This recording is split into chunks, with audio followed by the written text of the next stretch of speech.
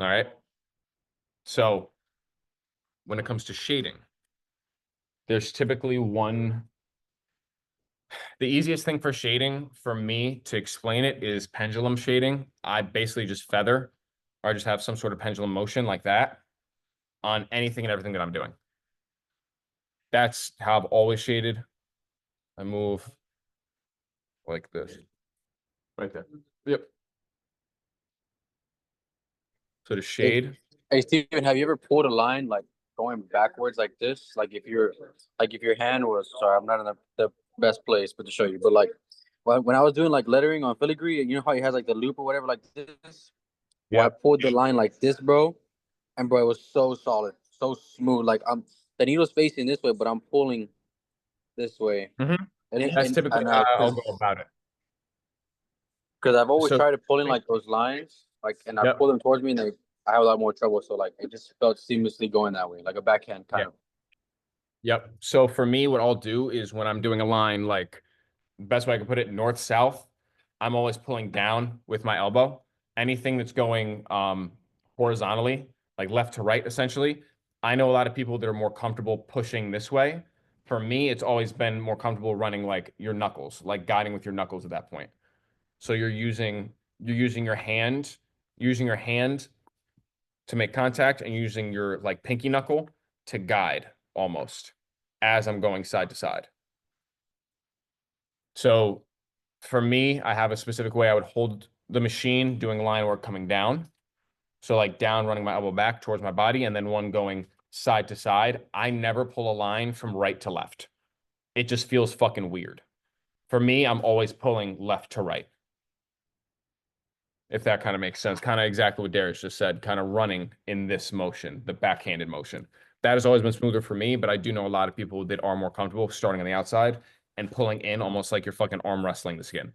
I think A lot it's really of because you can see the stencil. yeah. Like a lot of people running this way, you're following the stencil this way, you're covering the stencil. So you need to know exactly where you're going. So that might be one of the barriers for you to essentially feel comfortable running a line like that. When you're running right to left, you're running and you're seeing the whole stencil as you're pulling, right? So that's why a lot of people would go right to left, or if you're going left to right, the stencil is on this side, so your hand's covering that stencil prior to the needle hitting it. So you have really this little space to see where you're going and hitting the stencil, essentially. Where running the other way, you can see everything. You're just pushing. But for comfortability, dragging the needle helps better for me, but for visibility on the stencil, it's less. And dragging with your knuckles, backhanding it, visibility on the stencil is less, but comfortability is way higher. And to me, comfortability is way more important. So when it comes to shading, I don't hold the mag here. I don't do that. Very counterintuitive because you're not supposed to guide every little fucking line. It's not supposed to be super sharp. I hold the machine like here. So my fingers aren't touching the cartridge. And that's for a better, looser movement. All right. So same thing, balancing. And then once it's balanced and it's ready, I wrap. But you notice how my middle finger automatically, which I kind of have to just kind of like hold it to feel what feels right. I'm here. I'm not contacting the cartridge. I can, but I'm not majority of the time because you want a looser, smoother feel. So when you're tattooing, doing stippling or shading of any sort, you're going to have your volts or your hertz, depending on the machine that you have. That's the speed of the needle and how fast it's running. And that's going to fluctuate when you use a different stroke machine. So like a shader or a 3.5 stroke, 3.5 stroke compared to a 4.2 stroke, if you run them both at 8 volts, the the 4.2 stroke is going to run faster than the 3.5 stroke because the 3.5 hits softer, right? So to get a relatively the same speed, I'll run this machine, the Packer, on a 6.5, where I'll run the shader, which is a 3.5. I'll run that at 7.5 to 8 to hit the same hand speed that I'll normally run with the Packer. So your hand speed should match the volts that you are running at. If your hand's going too slow, if your hand is going too slow for the machine, you're going to see it. It's going to be very hatchy, but it's going to be way more solid. Or If you're going too slow, essentially, it's going to be more streaky. Like you're going to see each individual line of the needle at the right depth. If you're going too fast for it, it's going to be hatchy. So you'll see the separation of each needle group in the skin. That kind of makes sense. So when you're running it, You said you run a 6 on a 4-stroke. I run a 6.5 to a 7 on a 4-stroke, like a 4.2 stroke, and then I run a 7.5 to 8.2 on a 3.5 stroke. But that's to match my hand speed.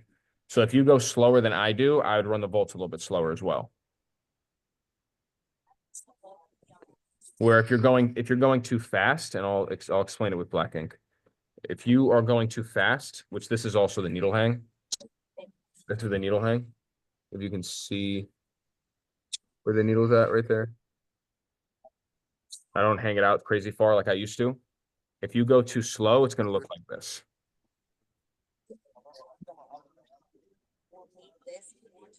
You go too slow, it's going to look more like this, where you can see each individual. Which I'll switch the camera so you guys can see that. Oh, I'll do both. That's too slow, and this is too fast. Then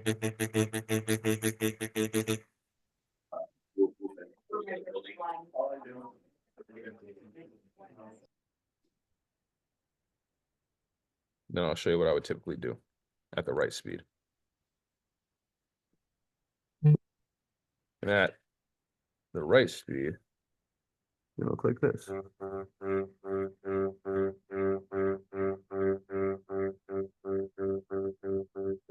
So the way I've explained it in the past, is pixels. Each needle is a pixel. If you're on your phone or on a computer, you have so many pixels on that screen. When you are running over at proper depth, being more servicey, you have the ability to run more pixels. You have the ability to put more pixels into the skin. All creating an image is just a cluster of fucking pixels at different shades to create an image, right? And tattooing, all you're doing is adding shadows to objects to make it look realistic, right? If we're talking the realistic sense. Realism is just matching shadows. That's all it is, right? Because you're creating depth. Now, when you're looking at this, which this camera might be better to show. I'm going to show you guys on this camera because I think the focus is going to be better. I'll just kind of keep fucking with it.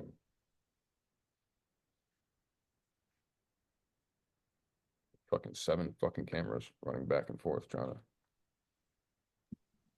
I would definitely say also, like, if y'all are trying to shade, at least for me, if your machine doesn't have like an automatic give system on it where you can adjust it or it has it already, turn your machine down like to 5 volts when you shade, because it'll give you less stress on the skin and the ability to like layer your tones if you're first starting out. Because you don't want to have a 4.0 stroke machine and you're shading at 7 volts and you're like, holy moly, bro, the skin is super red, it looks super scratchy. Slow your machine down and I promise you'll see a difference. Yeah. That's the best way to put it, honestly. Yeah, because like for me, I have the Flux. I know Landon has the exact same machine, and you can change the give to like 1, 2, or 3. So 1 being the like little to no give, and 3 being the most give. I was running my machine on 5 volts at 2 gives for the longest time when I was experimenting with the machine and new tones, and now I feel comfortable enough with my machine that I took off the give, and now I'm shading with the 4.0 stroke at 6 volts, and I still get the exact same result. Skin's a little bit more red, but that also tells me, hey, back off a little bit, be a little bit more surfacey. So it takes time to understand your needles and understand your machine. So like the needles I use, I know that somebody was asking me, hey, what needles you use? I want to get them. Don't go buy the needles I sent you. Get used to your needles first and your machine first, because you start buying a bunch of different needles, and you're never gonna understand like the needles you use. Okay, hey, you know what? I've used them for a month now. I really don't like them. Now it's time for change, because you keep changing and changing and changing. There's not gonna be any consistency in your tattoos. And there's not gonna be any consistency with your like in general. So you kind of got to keep using the same stuff for a period of time before you're like, okay, hey, I actually don't like it anymore, or hey, I actually do like this needle, but I want to change this needle. So Yeah, it's going to come down to how you execute, not the material that you're using. The material, it can affect it. Like as we spoke, I've spoken about Bishop Da Vinci's a lot. Da Vinci's pop sometimes. That can affect what you're doing. That can affect the quality of your piece, but majority of the time, that is not the case. It is always going to be, you got to take responsibility for your fuck ups. You can't blame any sort of machine or material. So this right here is when you go too fast. You see how it's spaced out and it's hatchy? This is when your hand is too fast for the volts that you're running at. All right. And I do apologize. The settings to this is different and I'm not understanding why. This right here, you can see each individual streak coming down almost like lines, like hairpin lines. This is when you're going too slow. You're creating little lines in the skin, basically this at a micro level for everything. That's what this comes out to. All right. That's too slow, too fast, way too spread out, too fast, too slow. That for me is just right. I don't know why that's not focused. This is like really gonna piss me the fuck off. Why isn't this focusing?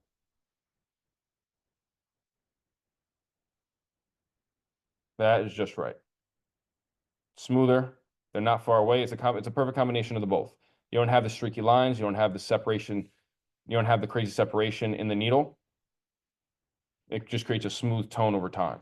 It's pixels at the end of the day. I'm gonna take a photo with my phone and put it in the Telegram so you guys can see because this is just killing me. I'm gonna take a video or a photo of this for the group chat for you guys.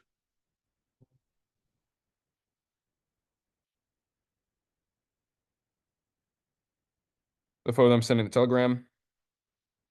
The left is when the volts are, not the volts, but your hand speed is too fast for the volts that you're running at. On the right, it's when it's too slow. So if you zoom in, you can see the lines being created on the little like blob on the right. Left, too spread out, creates that hatchiness. Right in the middle is a mix of both. It creates that solid tone. And if you look at it in the middle, you'll see what I'm talking about when I say pixels. You can see all those tiny little dots that you're running. All right. Once you do that, if you run it more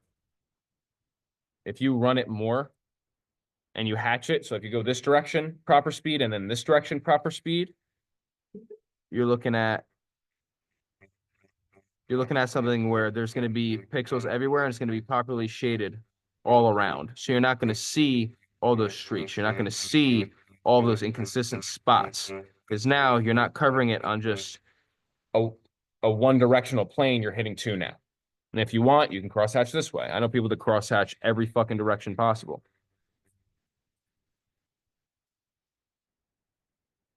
But overall, as I'm running this, what I'm noticing, I'm holding the machine just like this. The tip of my knuckle is on the base of the cartridge, like so. But my finger's pressing here on the machine. But I am resting on the cartridge fully. And then once you learn how to manipulate the machine, you can run fur, you can run hair, because that's all you're doing is cutting. Whenever I do some sort of fur or hair texture, what I'll do is I'll hang the needle out more too. And that will create that style you look for when you create some sort of the taper is everything. Running some shit like that, like on a tiger, that's typically what you'll run. But any sort of hair, it's always a triangle. It always comes to a peak. That's what I've realized recently. But let me wipe this and I'll show you because I just cross-hatched all of that. So you guys can see that more so.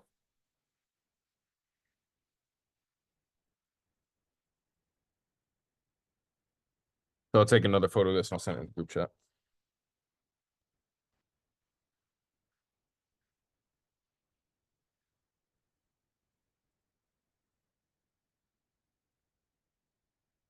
That's another one.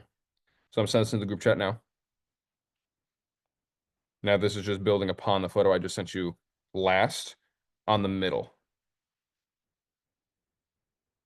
The middle is now crosshatched.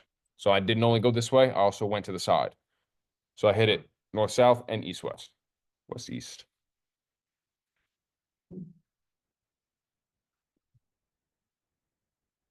That kind of help you guys with that?